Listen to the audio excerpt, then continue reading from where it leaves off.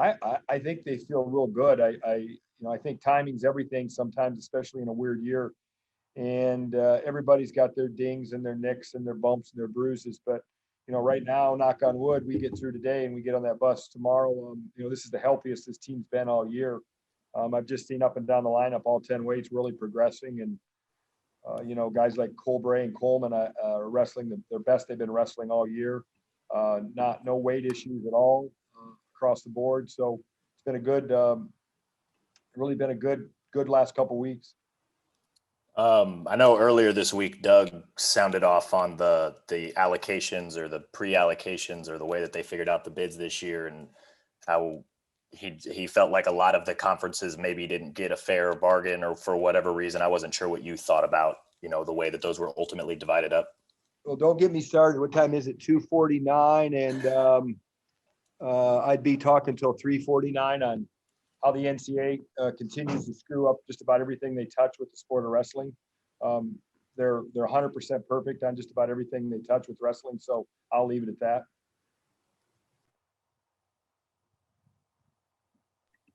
That's me being politically correct too, by the way. I could appreciate that. Hey, Coach, you mentioned the unusualness of this year a little bit ago. Now that championship season is here, how did the regular season go for you guys, and what was that whole process and experience like? I think we were fortunate in the fact that, correct me if I'm wrong, but I think we had more dual meets than just about any team in Division I wrestling. Probably got a little bit scared, so I was calling everybody and their brother and their sister to try to get something on the schedule. And so obviously we got a really wide variety of dual meets, from Division II to Division III to junior college to Division I. But we did get some mat time, and that was the goal of it all. So from that perspective, it was very good.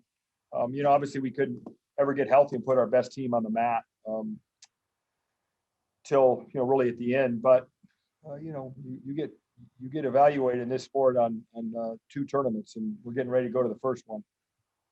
For sure. And then you mentioned Colbray and Coleman wrestling. They're peaking at the right time. Ian Parker, David Carr, Gannon Gremmel all earned 1 seeds. They seem to have been your consistent guys all throughout the season. What have you seen from them, and what are you expecting from them now that it's tournament season? No, those 3 guys have been really good all year, and continue to improve. They've gotten better in different areas that they probably needed to work on. And so I'm just excited to see them get out and perform. You wear a coach's hat a lot, but I like to wear a spectator hat some too. And so I'm excited to spectate this weekend. I just happen to get a really good seat, but I'm going to be excited to watch these guys. They've earned the right to go out and show their stuff, and that's what they get to do this weekend. And I know they're excited about that.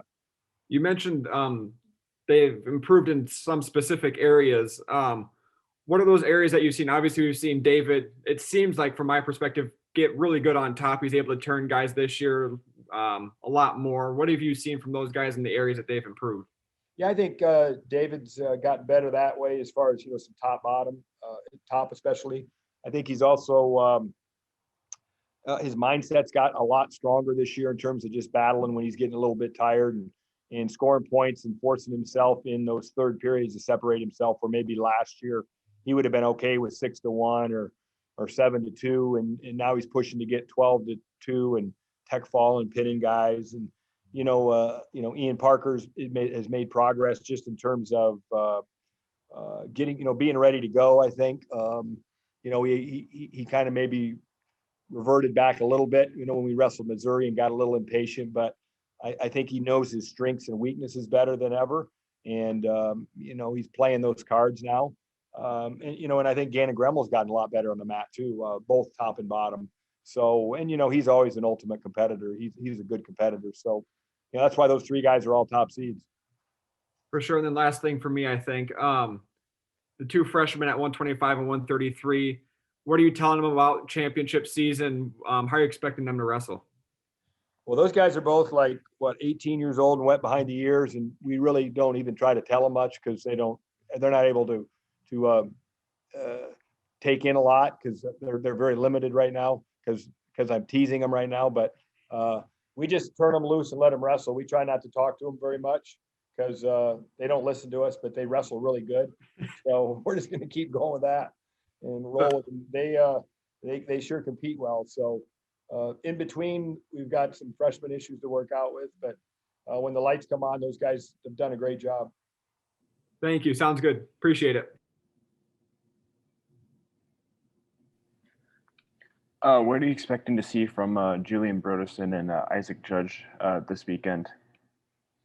I expect those guys to go out there and throw it out. I really, I feel like those guys have progressed all year. We've had some bumps. We saw Julian lose a close match or two, and he probably should have won it. We saw Judge lose a close match against Arizona State. I think we got really good experience there. I know they're excited. They got a chance to wrestle themselves into the NCAA championships this weekend. And I can tell you what, their shape is great right now. If they go let it fly, they're going to really, really like what comes about by Sunday night. What was the reaction with Julian not being seated? We've talked a lot about how the seeds are going to really just, come on, you look at them, and not that they did a bad job. I think whoever put them together, we actually, as a coaching staff, decided we were going to quit arguing and fussing and fighting this year. So we let kind of an independent group of 5 experts do it. And I thought they did pretty good considering it was such a crazy year. I mean, look at everywhere we're seated. Yeah, you could say, well, maybe I deserve to be seated here a little bit higher, but I'm like, well, then you got to go wrestle and get it if you think you deserve a higher seat. And I know that's Julian's mindset right now is that, it's kind of nice to come in under the radar sometimes. I said, when you're a junior and senior, you might not be able to come up under the radar. So embrace this a little bit right now. So I know he's excited. He likes his draw, and it's just time to go.